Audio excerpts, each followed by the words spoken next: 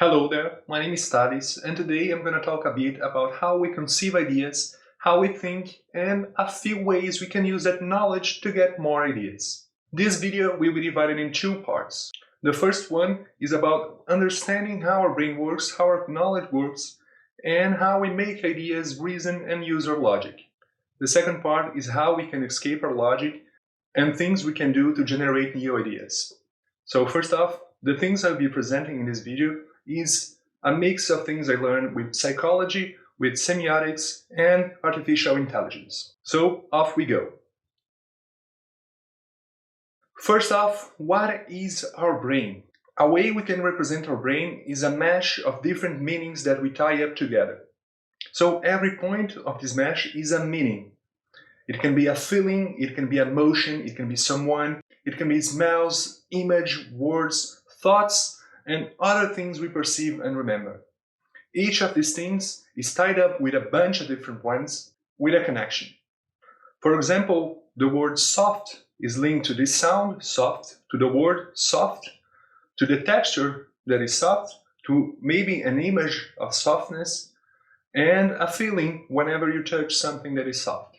So whenever we experience stuff, we connect things together in our brain.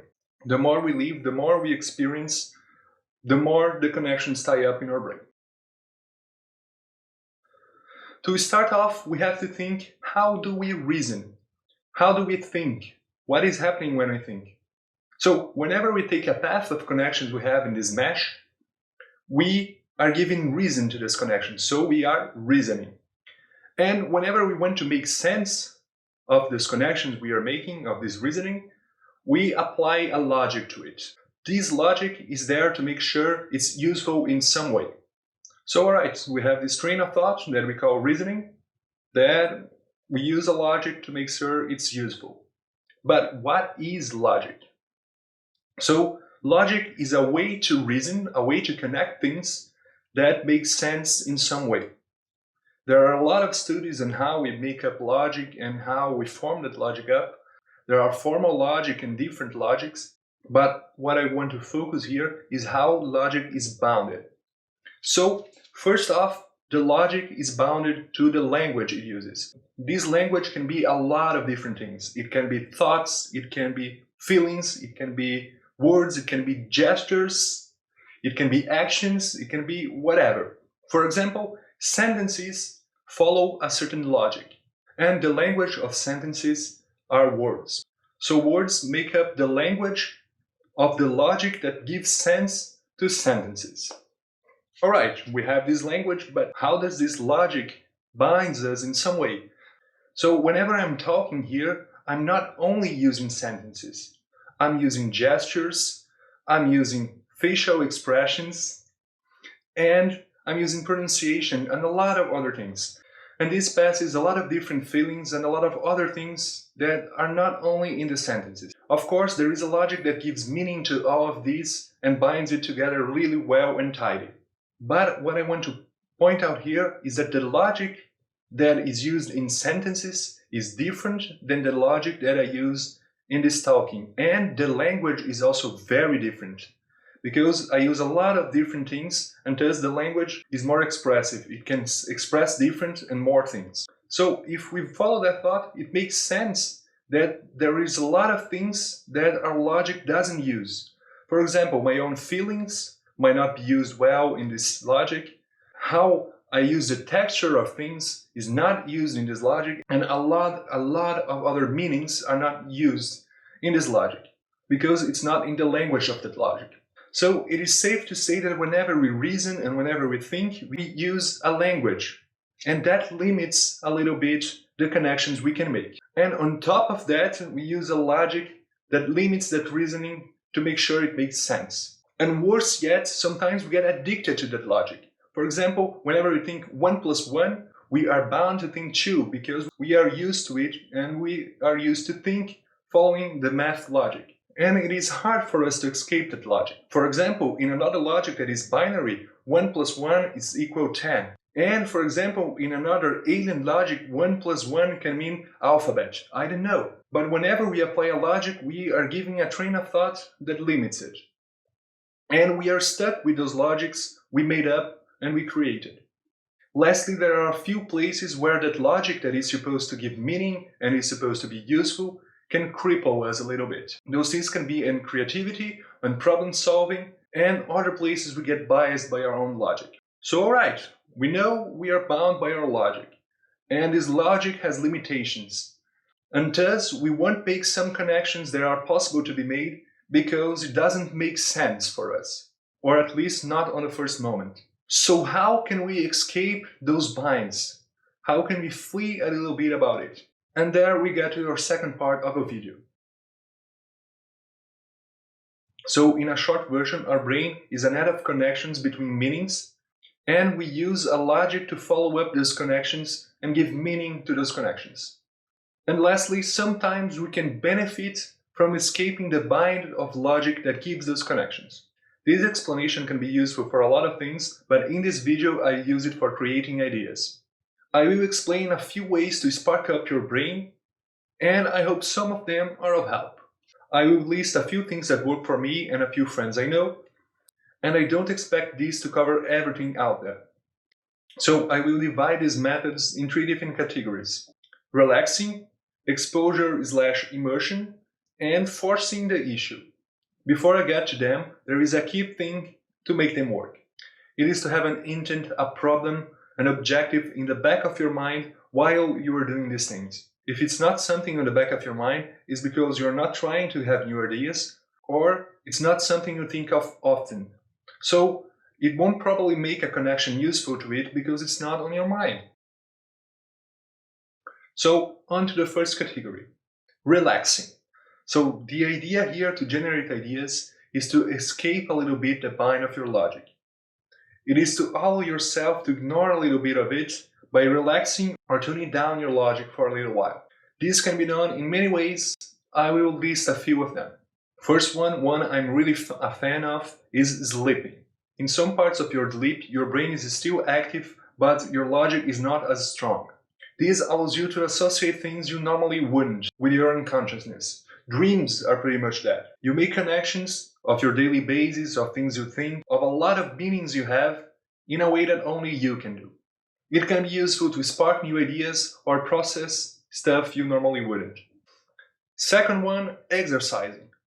Not counting all the stress relief and all the other positive effects of exercising, I'm thinking only about the tiredness you get from it. Whenever you get tired, your mind doesn't work as clearly. So the logic is not enforced properly. This means you can make connections when you're exhausted or tired that you normally wouldn't, because there isn't such a vigilant logic on top of it. Don't overexhaust yourself, but this is a way to provide ideas after you exercise. Third off, drugs. No. I didn't say for you to use drugs. But there are drugs that help you relax your logic and reduce your thinking and let you do things you normally wouldn't because you're not so vigilant. I'm just gonna mention one that is legal in a lot of places, that is alcohol. It relaxes a bit your brain and allows you to think things you normally wouldn't. Of course, if you overdo it, you won't be thinking at all. So you have to be a little compromise in that. Fourth on this list is emptying your mind. Devoid your brain of thoughts. This can be done in many ways, but is usually through meditation, breathing, or other techniques. The idea is to just feel and not think. And thus this way you don't apply logic, you avoid thinking at all. You don't reason and you focus on your experiences. This allows you to afterwards or in the middle of it have connections and things you normally wouldn't, just because you're feeling instead of thinking. Fifth thing in relaxing is giving it time. If you have the luxury, giving a week or two, giving a month off, giving a break of this idea can let you breathe out, and then when you come back, have new ideas for it because you're not biased by your own logic on the time of it. Sometimes it can be shorter. Just think about it on background a few times a week and eventually something pops out. So in the second category, we have exposure/immersion. Exposure is getting in touch with something outside of your own logic. Immersion is wandering and delving deep in someone else's logic. After you get in touch with those logics, you get back to your own and make connections you normally wouldn't. It allows you to expand your own connections and allow new ones to be established. The overall idea of this category is experiencing the new, be it experiences, feelings, people, situations, or places. This can be done in many ways. I've gathered them up in a few broad topics. The first one of them is art. Movies, music, books, paintings, and all kinds of art. Art usually is there to provoke feelings and reasonings that you normally wouldn't do. It provokes something in you, and this new experience allows you to make connections or give you ideas and hints to connections you normally wouldn't make. Second, interacting with people. Other people have their own life experience and have their own set of connections they build up in their life. They may have a similar logic, but they have a different perspective. Other people can make links you never would be able to make because they simply have a different mind, a different set of meanings, a different mesh. Certainly, it is a crucial thing to generate new ideas. If we don't experience or involve ourselves with other people, we won't get outside of our own connections.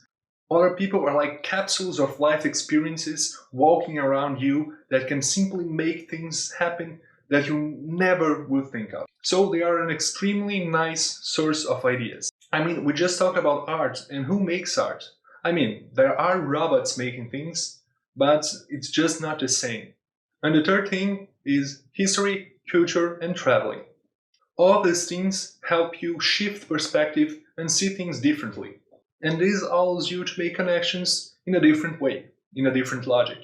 Traveling is more vivid, you get to see things, you get to listen, you get to feel things, but it might also not be viable because, there are a lot of things going on. You can explore other cultures or other historical moments by looking into the internet, looking into books, looking into anthropology.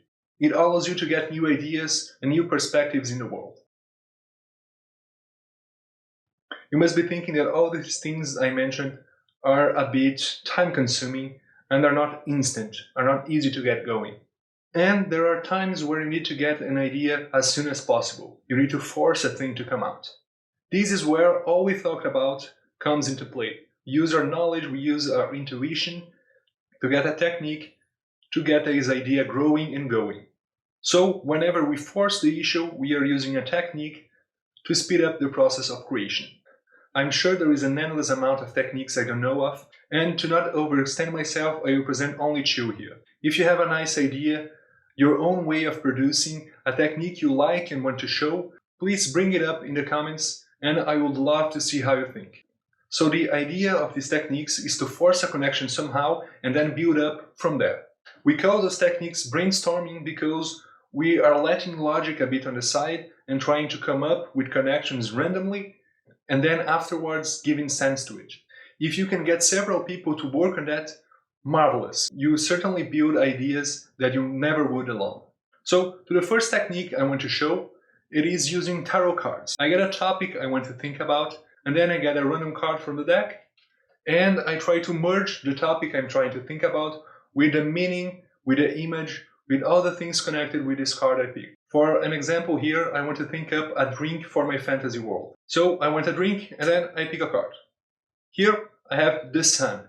I put the image here, and well, the sun is an overflowing chalice. It is a thing that's bright, that gives energy, that lifts up the world. So the drink is something that relates to that somehow. I get this initial connection that is something energetic, that is something that fuels, that is something that makes the person inflates into energy. And then I build up from this starting idea. So overall, this technique is very simple. You think of a topic you want to work on, then you get something that has a net of meanings and some randomness to not know what you get. This technique can be used with any picture, with any card, with any text. Another deck of cards I like to use is cards from Magic the Gathering. They have a lot of meaning, of ideas, of text, of image, and some meaning that I can use.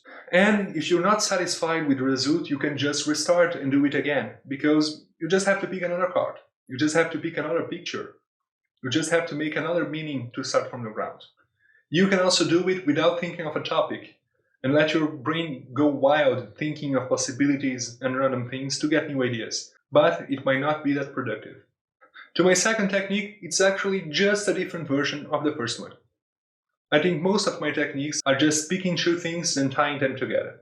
So for this technique here, I want to get an objective and I want to get two words.